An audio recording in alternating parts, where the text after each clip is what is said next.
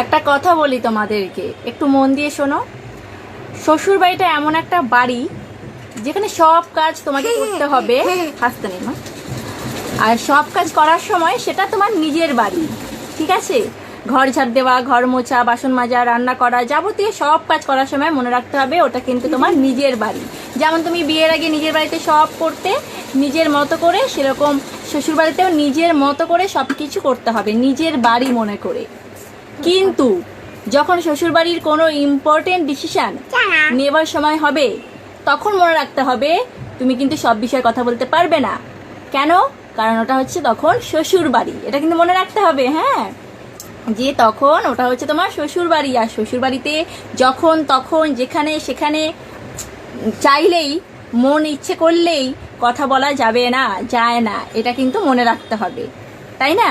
আর বাকি কাজের সময় তোমাকে এটা মনে করতে হবে যে ওটা হচ্ছে তোমার নিজের বাড়ি, আর কোনো ডিসিশনের সময় ওটা হচ্ছে শ্বশুর বাড়ি, ঠিক আছে?